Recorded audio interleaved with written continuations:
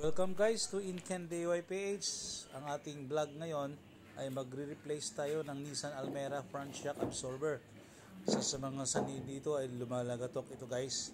So ito yung ating gamit to. Ito yung ating suspension mounting kit. So tanggalin muna natin ang gulong para masimulan na natin guys ang ating pagpalit ng ating front shock absorber. So unang gawin natin guys, ito dito sa itaas, luwagan natin at tanggalin natin ang lock ng ating suspension para matanggal natin to guys. Ngayon ito na, may mga parts na nakakabit sa ating suspension. Like yung ating caliper, yung hose ng ating brake caliper, mayroong clip yan, tanggalin natin to guys. So may mga parts, marami no, ito yung ating caliper, ang ating stabilizer link, nandoon din yan, at pati yung ating rotor ay nakakabit yan sa ating suspension. So para ma-replace natin yung ating front shock absorber, kailangan nating tanggalin ang mga parts na nakakabit sa ating suspension. So luwagan natin, tanggalin natin para mabaklas natin yung ating suspension guys.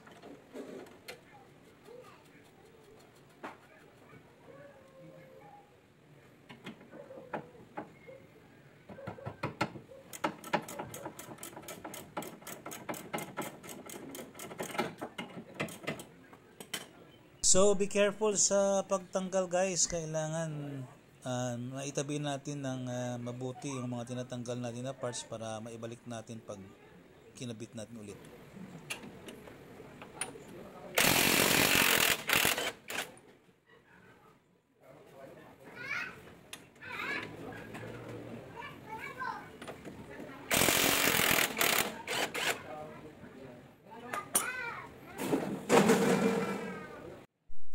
So ito guys yung ating lumang front shock absorber. Ito yung kapalitan natin guys. Yan. Kumakalog na ito at mayroong tunog. Pati na ito yung bago natin at ito yung luma. So napansin natin na yun, damage na no. Yung ating lumang shock absorber. So tanggalin natin itong bolt. At ito pa guys, yan, kumakalog yan. And so hindi niya ma-hold ng mabuti itong ating shock absorber. Ito yung bago niya parts, kasama yan. Mahigpit yan kung i-compare natin ito sa luma. So gagamitan natin guys, mayroon tayong special tools para ma-bend natin itong ating coil spring. Mahirap ito, hindi natin ito dali-dali lang na wala tayong special tools.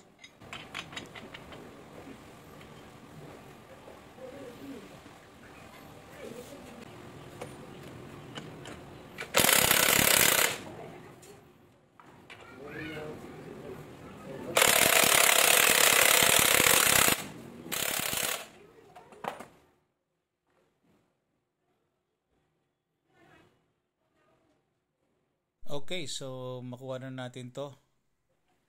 Yan yung kasama ng ating shock absorber. Ito yung mahawak sa ating shock absorber. Yun, yung tunog guys Okay, so palitan na natin to guys ng bago.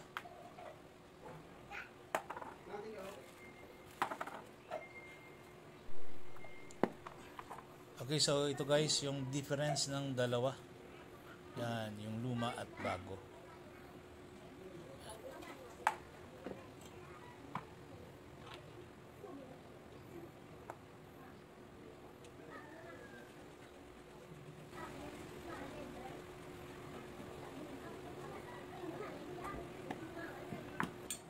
So huwag kalimutang higpitan para hindi gumalaw. Yan. At wala tayong tunog na maririnig guys.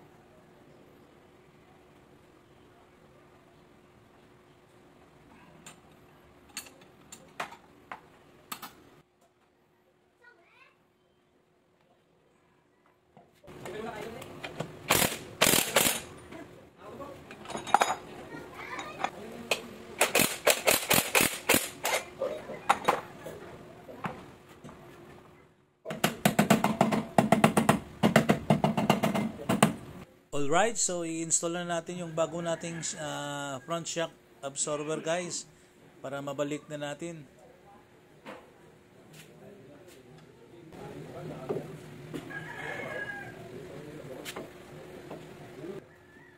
Guys, yung pagbalik natin reverse order to guys ng ginawa natin kanina sa pagkalas.